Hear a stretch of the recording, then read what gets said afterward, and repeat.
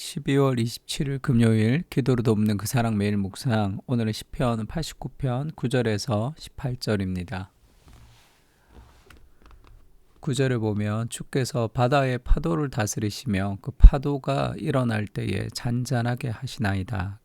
인생의 수많은 폭풍과 파도를 잠재우시는 하나님의 능력에 대해서 지금 시편 기자가 찬양하고 있습니다. 그리고 18절 마지막에 보면 우리의 방패는 여호와께 속하였고 우리의 왕은 이스라엘의 거룩한 이에게 속하였기 때문이다. 그러니까 그 하나님을 이제 방패라고 얘기하죠. 그러니까 우리를 안전하게 하시는 분이 하나님이신데 그것은 그분이 인생의 수많은 파도를 다스리실 수 있는 능력 있는 분이시다라는 걸 신뢰할 때 그 안정감, 우리의 방패다 그렇게 고백할 수 있습니다.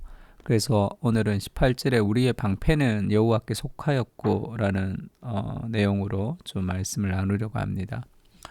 그 시편 기자가 첫 번째 얘기하는 것은 하나님은 하늘과 땅을 통치하시는 만물의 주관자이시다 그렇게 얘기하죠.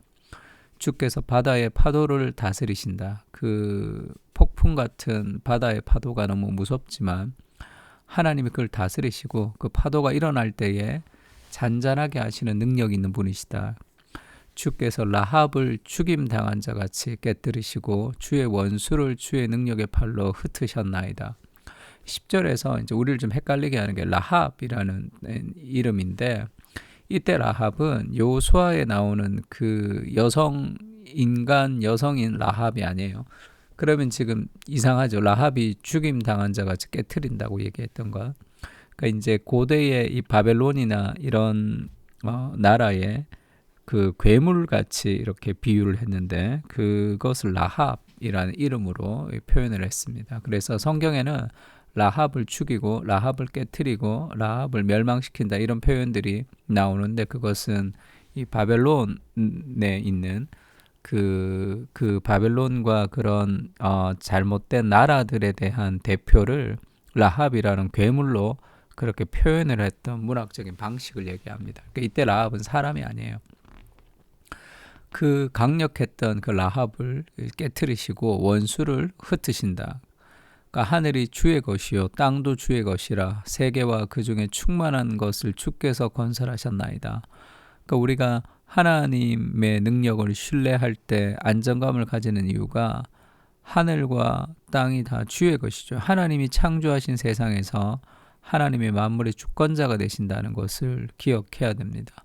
남북을 주께서 창조하셨으니 다볼과 헤르몬이 주의 이름으로 말미암아 즐거워하나이다. 그 다볼과 헤르몬은 그 이스라엘의 산의 이름을 얘기합니다. 그러니까 지금 바다를 이 물을 굉장히 혼란으로 표현하고 있고 산을 굉장히 안정감 있는 하나님이 통치하시는 곳으로 지금 표현을 하고 있습니다.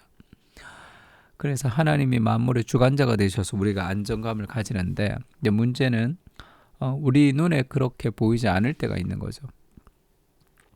만약에 하나님이 어떤 그 영화에 나오는 괴물같이 능력만 있는 사람이라면 능력만 있는 존재라면 우리가 그의 능력은 신뢰하지만 언제 어떻게 행할지를 모르기 때문에 신뢰하기가 쉽지가 않죠. 근데 하나님 그렇지가 않단 말이에요. 그래서 첫 번째 하나님의 능력에 대해서 얘기했다면 두 번째는 그 하나님의 선하심과 도덕적 의, 전능하심과 의로우심을 동시에 얘기하고 있습니다. 13절에 주의 팔에 능력이 있사오며 주의 손은 강하고 주의 오른손은 높이 들리우셨나이다. 의와 공의가 주의 보좌의 기초라 인자함과 진실함이 주 앞에 있나이다. 그러니까 하나님이 능력이 있으시고 만물의 통치자이시지만 자기의 마음대로 막 행하시는 그런 폭군 같은 느낌이 아니라 의와 공의가 주의 보좌의 기초죠. 하나님의 통치의 기초는 의입니다. 근데 동시에 인자, 헤세드죠. 인자와 진실함이 주님 앞에 동시에 있는 거죠. 그것을 알 때 하나님의 능력과 하나님의 성품에 대한 이해를 알 때 그 백성들은 15절에 즐겁게 소리칠 줄 아는 백성은 복이 있다.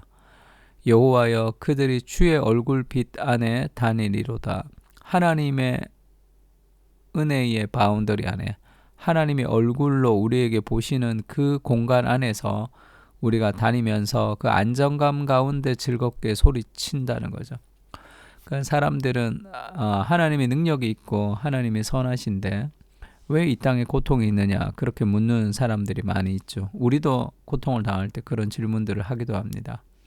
그러면 하나님이 능력이 없거나 왜 나를 도와주지 않지 하는, 아니면 하나님이 선하지 않거나 하나님 나한테 좋은 것을 주시는 분이 아니시다, 이런 하나님에 대한 오해를 하게 되는데, 하나님이 능력이 있고 하나님이 선하시지만 여전히 이 땅 가운데 해결되지 않는 삶의 고난이 있는 이유는 인간의 능력으로는 이해할 수 없는 하나님의 지혜의 문제라고 하나님을 신뢰할 수 있습니다.